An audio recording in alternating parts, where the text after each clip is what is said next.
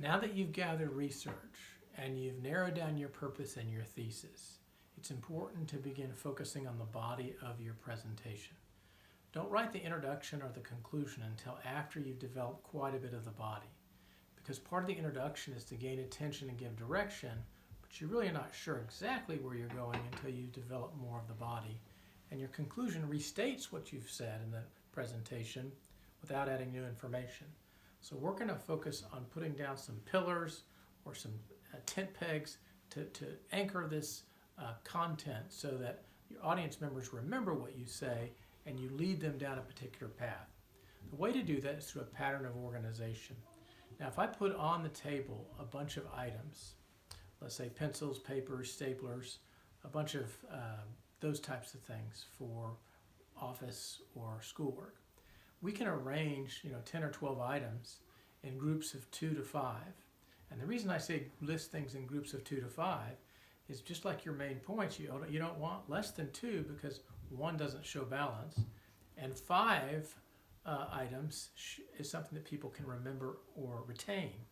So anywhere between 2 and 7 main points are acceptable. That's why your phone numbers, by the way, are in groups of 3 digits or 4 digits, because that's the way our brain remembers. And you want people to remember and retain and digest the intellectual information that you're sharing. So if I have these items out in front of me, I can arrange it by 3 groups of, let's say, use for writing or for typing or for organizing. Or I could do it by the actual content, wood items, which would be paper, metal items, plastic items. I could do it by size, which is greater than 6 inches, which are less. So you can group things in different ways. These patterns of organization are just some general ways that you can choose to arrange your material so people can follow you. Now, I've been talking about blueberries simply because they're just a beautiful color, and we've been talking about the nutrition value and how the color comes about and actually how the blueberry grows. I can just pick a topical arrangement, just like I just mentioned, those 3 topics. But let's say I was giving a history lesson on ancient Palestine. I might want to use a spatial or geographical arrangement where I first talk about the northern section of Israel and then maybe the midsection of Samaria and maybe Judea. Or if I'm painting something and it goes from top to bottom, or I'm going from left to right. Very helpful way to arrange material. Another way you can arrange materials chronologically, if you're doing a history presentation, or you can combine it with spatial. First you do this, second you do this. Now when we move to the latter 3, we're moving a little bit more into more intense persuasion. Cause-effect is still informative because you're just informing people of a cause-effect, but you're really engaging in a problem. So you might describe the problem, what's the cause or possible causes of the problem, and then what's the effect of the problem, without really offering a solution. But when you get to these latter 2, these are more on the spectrum of persuasion to get people to be moved to some sort of action.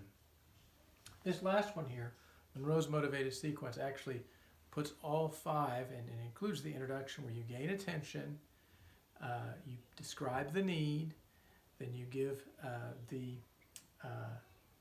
attention, need, satisfaction of the need, a visual expression of how that action's carried out, a visualization, and then you actually take the action.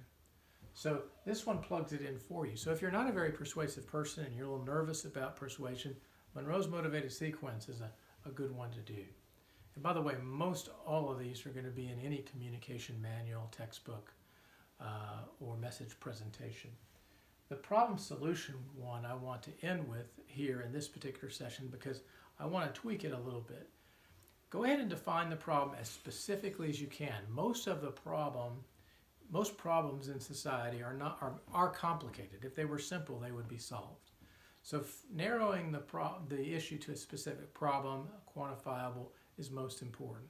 Then instead of giving one solution, which would be a little biased, give several solutions and then pick the best solution. These patterns of organization are common. The first 3 are more informative, maybe cause-effect is right in between. Then we move toward more persuasive ones. Depending on your topic, choose one of these and then Also, don't forget to shape your thesis as you go. So let's say you added oranges into your blueberry speech. You need to change the thesis to include oranges. Or if you took out nutrition from just your blueberry speech, you'd have to take out the nutrition element in your thesis. Because remember, your thesis is a mini outline of your presentation. That will help you begin to put all this together, and after you've gotten a bulk of your body together, you can then work on your introduction and conclusion, which we'll discuss in our next session.